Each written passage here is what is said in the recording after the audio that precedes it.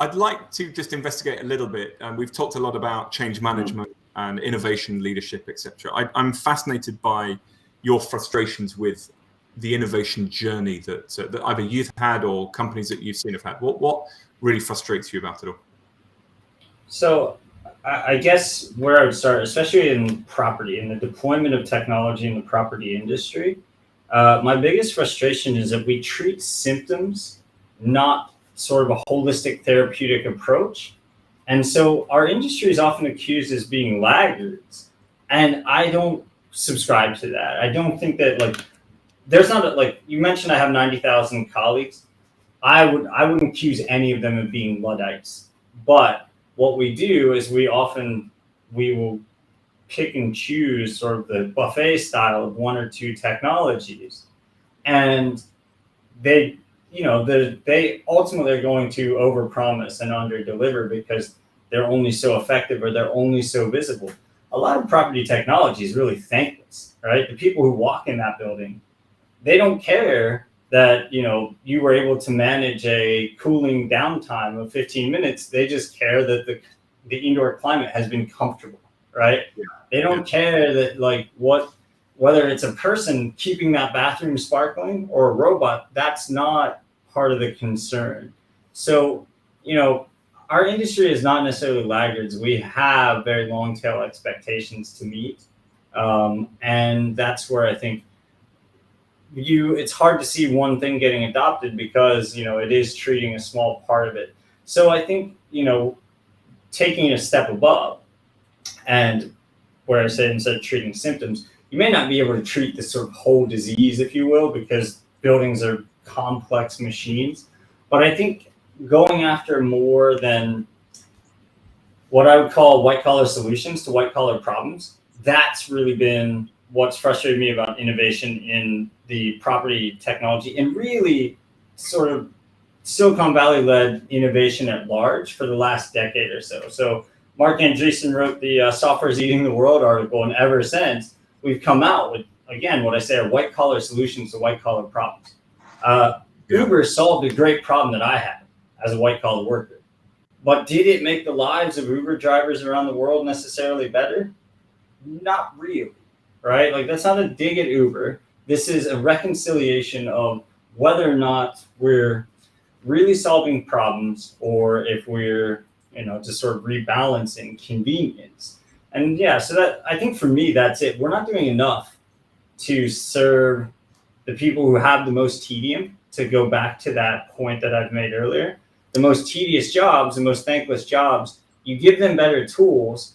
And when I say data is the holy grail, those better tools through their regular acts of cleaning, of compliance, of maintenance, of repairs, when those become sources of data, that all floats up to the rest of a business like ours, right? If we have every inspection record for every building that we have under management digitalized, that makes us the best valuers in the world, because we don't just know how an asset performs, we know how every brand of light bulb performs, right? And so that's where I think it's still innovation, and really all sort of technology is still too top down, right? I think William Gibson really put it best. He said, the future is already here, it's just not evenly distributed. And if we really distributed to the people who are doing the least desirable, the most tedious work, I think the rising tide would do much better than this top-down approach that has been innovation writ large, but more so in the laggarding property industry. Just may I sort of push back a little bit on that in terms of a question? Yeah. And I'm going to reference almost your first sentence in your answer, which was along the lines of, we tend to treat the symptoms and we don't take a holistic perspective to the industry. Is it because we can't take a holistic approach because the property industry is too broad, in the sense of, we have retail, office, commercial, home, and then within that we have all the nuances of each different asset class and the way that it's worked. Then we have all the geographical nuances of, the way that Hong Kong deals with its asset classes compared to Nigeria deals with theirs. We have multiple challenges with multiple nuances, which have tremendous problems to be able to create such a one-size-fits-all, holistic, wonderful panacea of problem solving.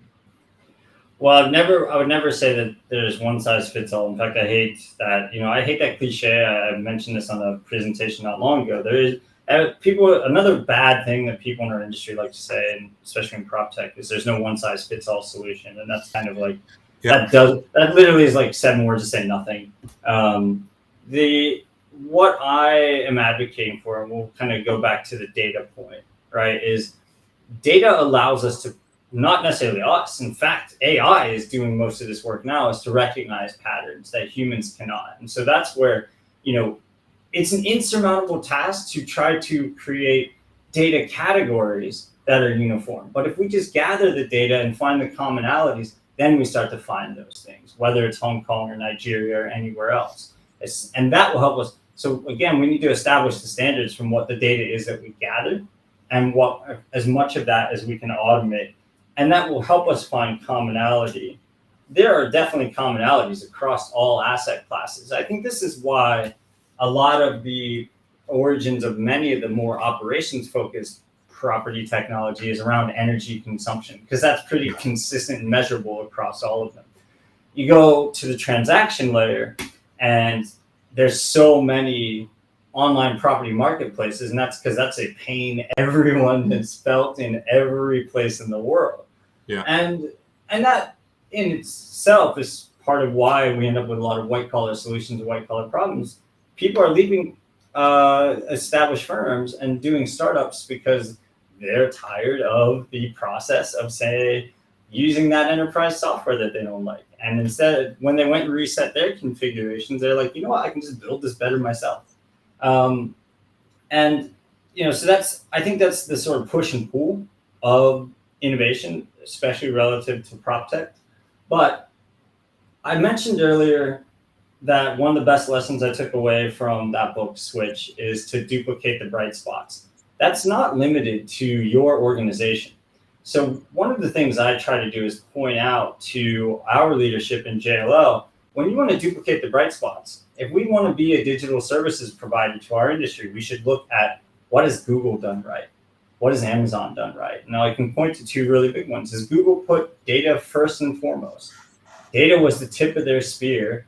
They organized the world's information simply by letting people input data and see what happens. Amazon, in their case with Amazon Web Services, got tired of trying to reconfigure tools every time they went to launch something new. They built their own internal set of tools, which became Amazon Web Services. So those success stories are the kinds that we can model and we can replicate, not just within our business at JLL, but in any industry. And your question earlier about data, if you subscribe to the idea that data is the new oil, then our sector is the largest untapped oil well in the entire world.